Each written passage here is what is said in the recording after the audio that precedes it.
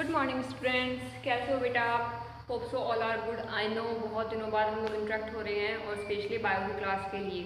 ठीक है स्टूडेंट्स, कुछ रीजंस थे और कुछ टाइम प्रॉब्लम भी थी, तो आपकी क्लास नहीं चल पा रही थी। बट फ्रॉम टुडे हम हमारी बायो क्लास कंटिन्यू करेंगे। बट स्टूडेंट ये आपकी ऑल्टरनेट डेज में होगी, ठीक है ना, या फिर 3 days in a week. Bio class आपकी कैसे होगी? 3 डेज इन अ वीक। आप लोग मुझे बता देना कि आपको एक कंटिन्यू 3 डेज चाहिए और इन ऑल्टरनेट डेज चाहिए। ठीक है स्टूडेंट्स, और सब तो ठीक है, बट आपके लिए एक इंटीमेशन है कि आपकी, जैसे मैंने आपको केमिस्ट्री की वीडियो में भी बताया था, जो आपकी डेट है 22, 23 एंड 24, इसमें मैं आपका सारा नोटबुक वर्क चेक करूँगी। ठीक है, आपकी जो नोटबुक वर्क है वो, आपके जो असाइनमेंट्स हैं वो, और जो प्रोजेक्ट वर्क है वो, इसके बाद आपका काम चेक नहीं होगा। ठीक है, तो आपको जो इंटरनल असेसमेंट के मार्क्स मिलेंगे वो उसके बेस पे ही मिलेंगे, इसके बाद और उससे पहले कोई मार्क्स नहीं मिलेंगे। जैसे आपने अपनी नोटबुक को मेंटेन किया होगा उसके अकॉर्डिंग मार्क्स मिल जाएंगे। ठीक है, आपकी जो नोटबुक्स हैं, जो रजिस्टर हैं, वो वेल मेंटेन होने चाहिए, वेल कवर्ड होने चाहिए, proper name, proper roll number, subject, class सब होना चाहिए, सब्जेक्ट टीचर नेम टू।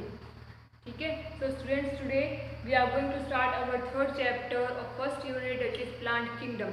हमने एक क्लासिफिकेशन पढ़ा था जिसमें मैंने आप लोगों को बताया था कि कैसे कैसे क्लासीफाई किया गया है। ठीक है, सेम इसी तरह से हमें आज भी पढ़ना है, आज हमें प्लांट किंगडम का क्लासिफिकेशन पढ़ना है। प्लांट किंगडम में भी क्लासीफाई किया गया है ऑर्गेनिज्म को, कैसे किया गया है, आइए वो हम देख लेते हैं। ठीक है,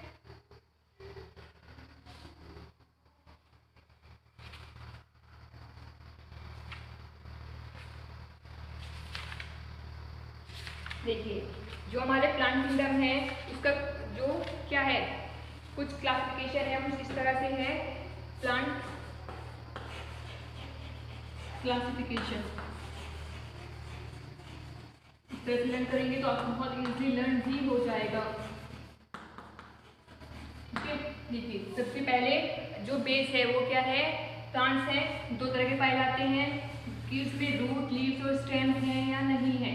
ठीक है, सबसे पहले रूट्स,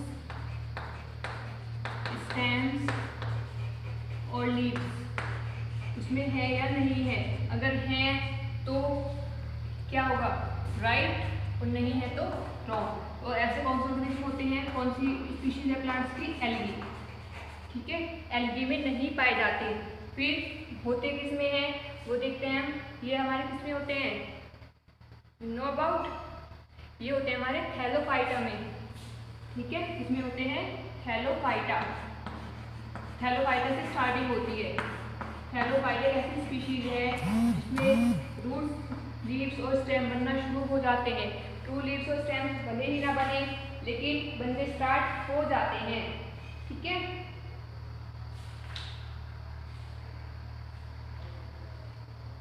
उसके बाद फर्स्ट बेसिस था रूट, स्टेम और लीव। फिर थैलोफाइटा में दूसरा आता है, दूसरा जो बेसिस रहता है क्लासिफिकेशन का वो क्या रहेगा हमारा, इसमें हमारे दो तरह के ऑर्गेनिज्म पाए जाते हैं, लैंड पे होने वाले और रिवर में या फिर मार्शी एरियाज में, on the basis of their habitat, कि वो लैंड पे पाए जाते हैं या नहीं, हैबिटेट बेस्ड होते हैं।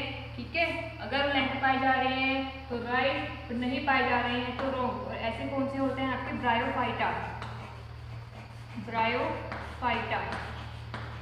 ठीक है, और जो इस पे लैंड पे होते हैं वो कौन से होते हैं, टेरिडोफाइटा। जस्ट वेट, थोड़ा इधर लिख लेते हैं हम, यहाँ पे राइट, यहाँ पे रॉन्ग, तो यहाँ पे हम क्या लिख सकते हैं, टेरिडोफाइटा। इसमें पी साइलेंट होता है। ठीक है, और यहाँ पे क्या है हमारे ब्रायोफाइटा, ये मार्शी एरियाज में पाए जाते हैं। ठीक है, टेरिडोफाइटा को फर्स्ट लैंड ड्वेलर्स भी कहा जाता है। सबसे पहले धरती पे आए हुए टेरिडोफाइटा हैं, इनसे पहले कोई भी धरती पे नहीं आया था।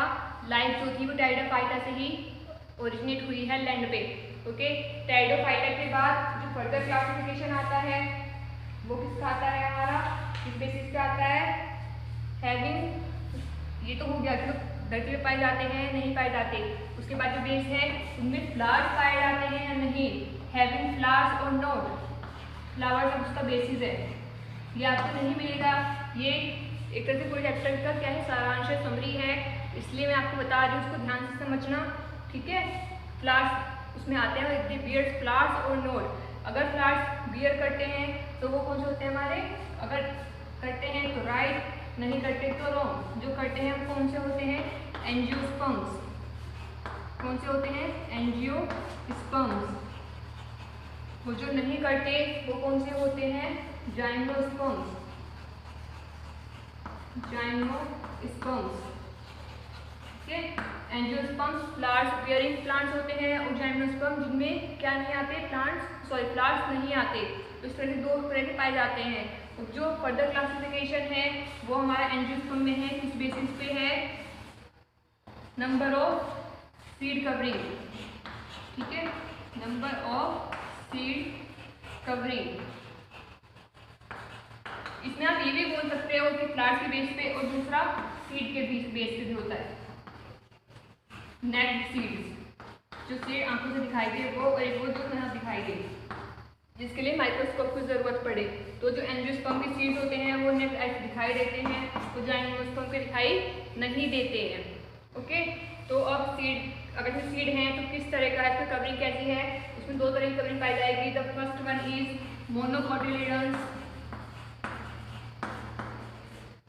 मोनोकोट भी लिख सकते हो आप इनको सिर्फ, और the second one is dicot. दूसरा कौन सा होता है, डाइकोट होता है।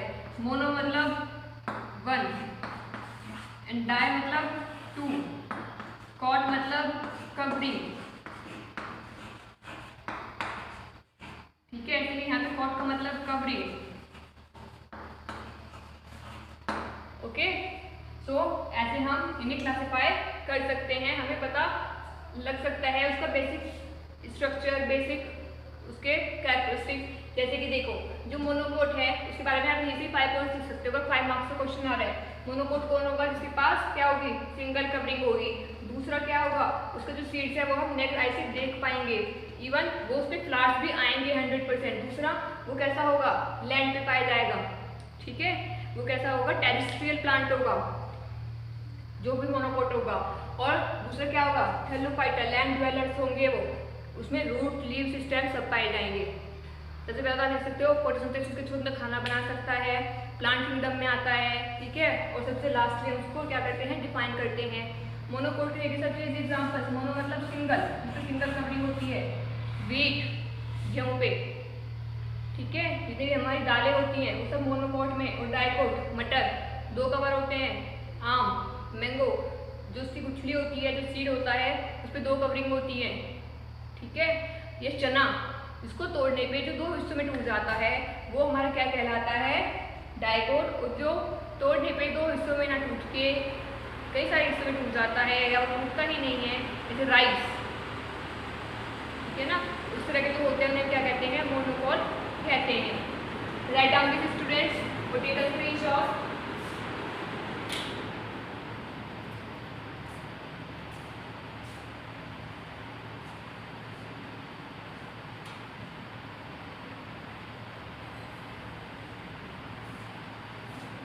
नेक्स्ट सीड्स होते हैं, ठीक है।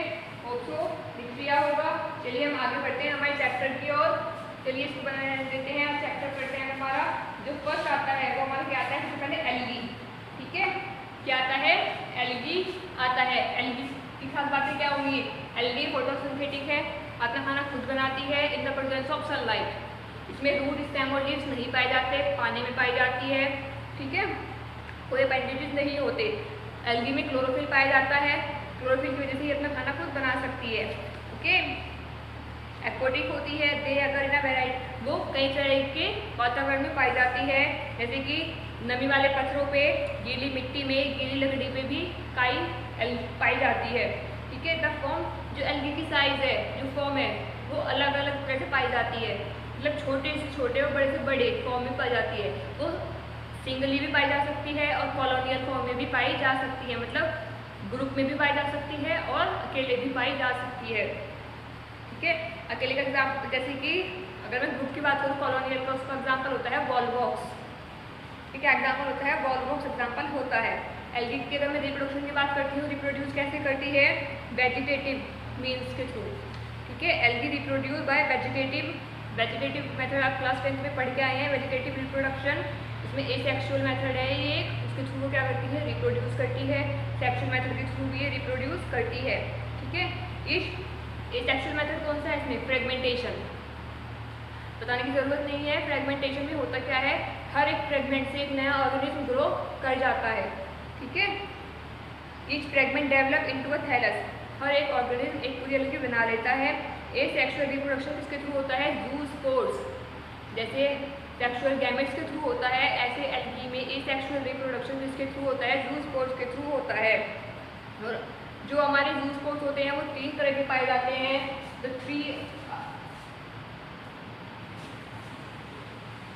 The three zoospores are like that: isogamous,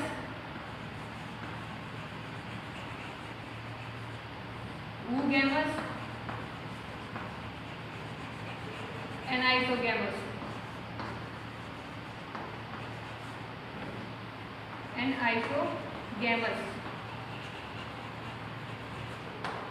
ठीक है। आइसोगैमस, oogamous और एनाइसोगैमस। oogamous में क्या होता है, तो ये आइसोगैमस में, आइसो मतलब इक्वल, जो मेल और फीमेल स्पोर्स हैं वो बिल्कुल सेम होते हैं, दोनों बिल्कुल क्या होते हैं, सेम इन एवरी रेस्पेक्ट, ठीक है।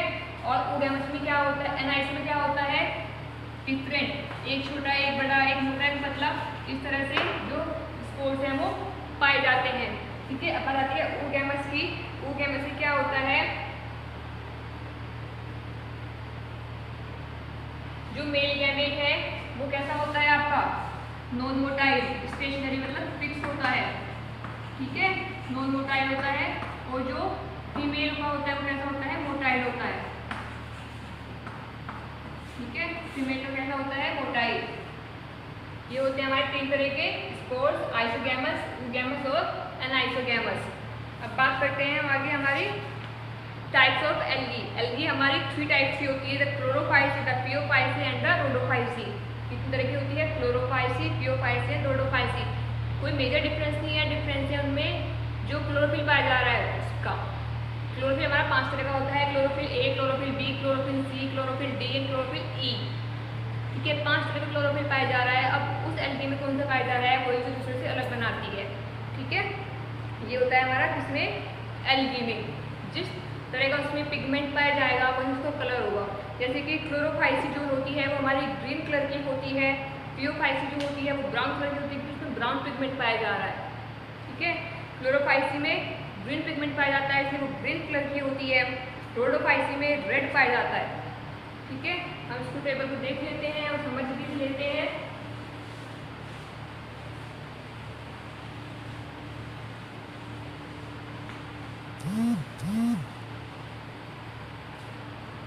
देखिए 3 तरह की एल्गी है,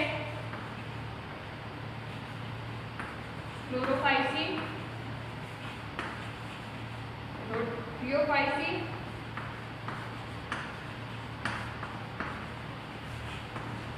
और रोडोफाइसी।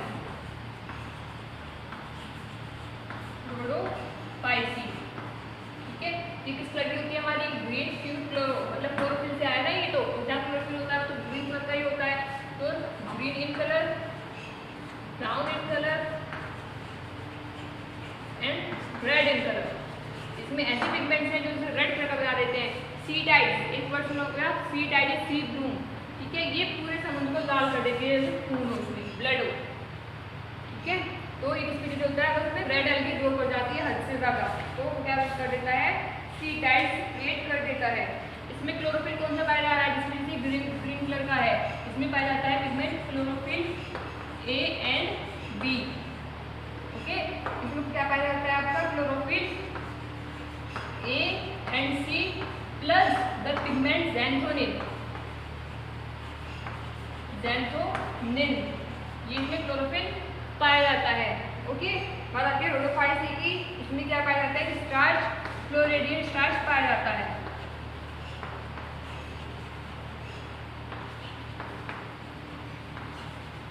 ठीक है, यहाँ से आपको पता लग सकता है तीनों के बारे में। अगर आप इतना भी लर्न कर लेते हो आपके एग्जाम पॉइंट ऑफ व्यू के लिए बहुत अच्छा है।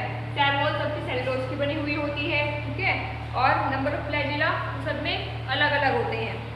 हैबिटेट क्या है, जो आपकी क्लोरोफाइसी है वो फ्रेश वाटर में पाई जाती है, ठीक है, और रुके हुए पानी में। ब्रैकिश वाटर कौन सा होता है, जो रुका हुआ पानी होता है उसमें।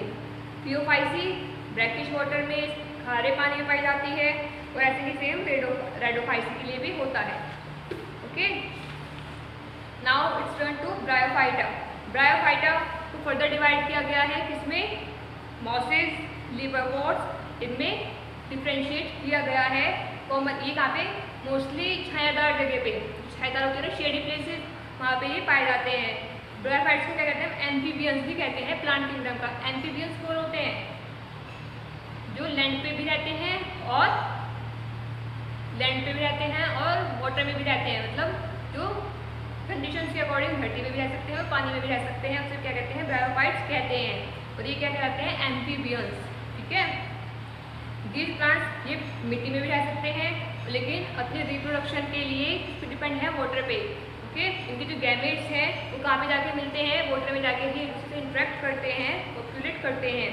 प्लांट बॉडी जो ब्रायोफाइट्स की है वो एल्गी जैसी नहीं होती, इसमें वेल डिफ्रेंशिएटेड रूट, लीव्स और स्टेम्स पाए जाते हैं। ठीक है, और गैमेट्स कहाँ पे बनते हैं, गैमेटोफाइट के अंदर बनते हैं। जो मेल गैमेट होता है, मेल गैमेट को क्या कहते हैं यहाँ पे, एंथ्रीडियम, एंथ्रीडियम कहते हैं। और फीमेल गैमेट को क्या कहते हैं, आर्केगोनिया, आर्केगोनिया या आर्केगोनियम कह सकते हैं, आर्केगोनियम कहते हैं। ओके माय डियर स्टूडेंट्स, ये था हमारे इसके बारे में, ब्रायोफाइट्स के बारे में जनरल इंट्रोडक्शन।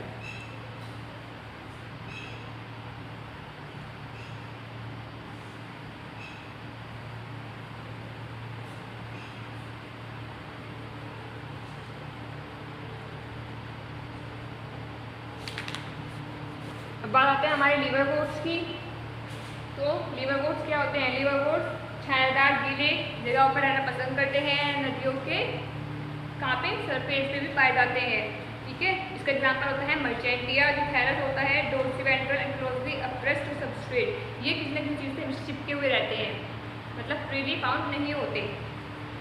लीफ जो पत्ते जैसा कुछ होता है ना, उसको हम उसके अपेंडिजेस बोल देते हैं, बट ट्रू लीव्स नहीं पाई जाती इसमें। Asexual reproduction in liverworts takes place by, जिसमें एसेक्सुअल रिप्रोडक्शन होता है वो एसेक्सुअल मेथड के थ्रू होता है, और एसेक्सुअल मेथड भी कौन सा होता है, इसमें फ्रेगमेंटेशन होता है। और जिसके फ्रेगमेंटेशन के लिए इसमें स्पेशल ऑर्गन्स पाए जाते हैं, जिन्हें कहते हैं गैमेइन। क्या कहते हैं, गैमेइन कहते हैं। ओके, तो बात आती है मॉसिस की। मॉसिस में क्या होती है, predominant stage of life cycle of a most, सबसे पहले लाइफ साइकिल में स्टेज आती है वो आती है गैमेट्स बनने की। गैमेट्स कुछ स्टेज में बनते हैं। The first stage is protonema. ठीक है, इसमें डायरेक्ट क्या बन जाते हैं, उसमें स्पोर्स बन जाते हैं। ये क्रीपिंग की होती है, जिसमें उसकी जड़ें फैलती हैं इस तरह से, नीचे की नीचे से जड़ें फैलने लगती हैं, इस तरह की होती है। सेकेंड स्टेज कैसे होती है, लीफी, जब उसको पत्ते आने लगते हैं।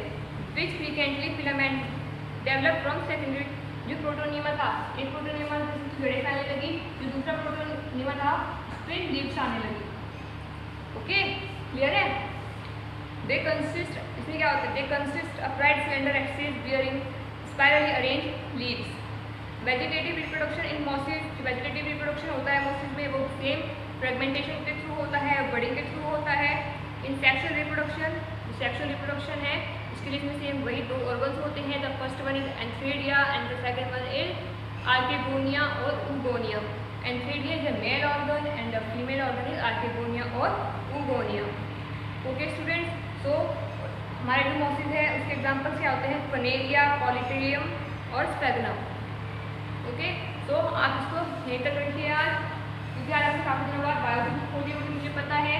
इसको डीपली पढ़िए, अच्छे से समझिए और खुद से भी नोट्स बनाने का ट्राई कीजिए। मैं भी आपको नोट्स बनवाऊँगी। ठीक है, कोई डाउट्स हो वो मुझसे पूछ लेना, कोई भी क्वेरी हो या कोई भी बात है आप मुझसे फ्रीली कर सकते हैं विदाउट एनी हेजिटेशन। और students don't forget 22, 23 and 24 to maintain your notebooks properly. अभी बहुत टाइम है, अब जिसका वर्क कंप्लीट नहीं हुआ है वो अपना काम पूरा कर लो, ठीक है। और 22 में अपनी नोटबुक्स आके चेक करा लेना। Okay my dear student.